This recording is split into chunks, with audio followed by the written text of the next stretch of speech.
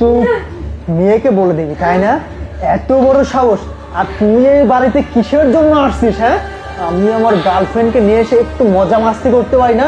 শুধু তোর জন্য তোর মেয়েকে বলে দিবি না? মেয়েকে বলে দিবি না? তোর মেয়েকে বলে দিবি, মেয়েকে বলে দিবি, মেয়েকে বলে দিবি? হ্যাঁ, শোন, এই শোন, এই কথা যদি আমরা তিনজন ছাড়া অন্য কেউ জানে তাহলে তো বুঝতেই পারতেছিস তোকে কি মারটা আবার দিব। শোন, এবার তো বেল দিয়ে পিটাইছি, পরবর্তীতে আগুনের শীত তাপিয়ে একদম বুঝতেই পারছিস কোথায় কোথায় ঠেসে ধরবো। বুঝতে পেরেছিস? হ্যাঁ, শান্তে,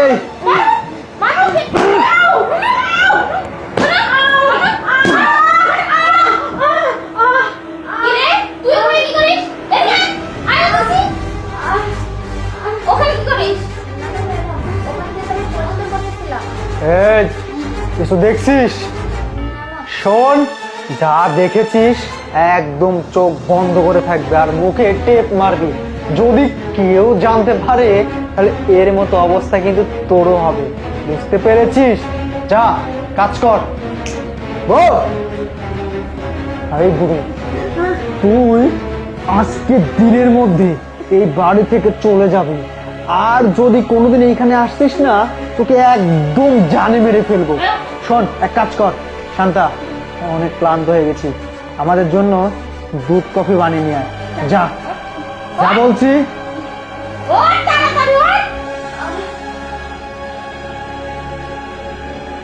আমি বাড়িতে থাকি না আর আরিফ মায়ের সাথে এই রকম খারাপ ব্যবহার করে, এত অত্যাচার করে।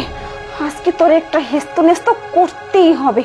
আগে আমি বাসায় যাই, তারপর এটা নিয়ে দেখতেছি কি করা যায়। আজকে তো ওদের খবরই আছে। ম্যাডাম, আপনারও অনেক মারছে তাই না?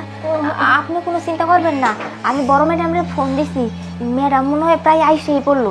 আমি ম্যাডামরে ভিডিও কলে সব দেখাইছি আপনার সাথে যা যা হয়েছে, আপনি কোনো চিন্তা করবেন না। হ্যাঁ, আর কোনো চিন্তা করতে হবে না, আমি চলে আসছি। আর দুধ চা ওদেরকে খুব ভালো করেই আমি খাওয়াবো। আসো আমার সাথে, মা চলুন। বেবি, ওটা না খুব একটা কালপিট, আমার ভালোই লাগে না, খ্যাত কোথাকার।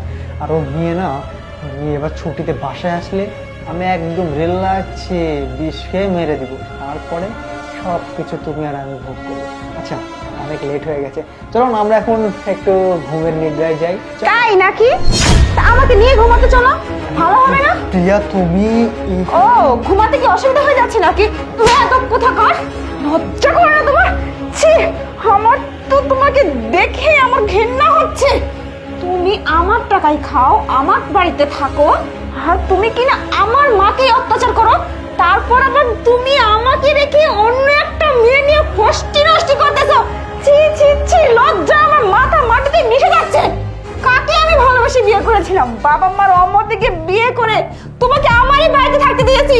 তোমাকে আমি কোনো কাজ করতে দিই না, আমি সারাক্ষণ বাইরে পরিশ্রম করি, আর তুমি কিনা অন্য মেয়ে নিয়ে এসে আর আমার মাকে তুমি অত্যাচার করো।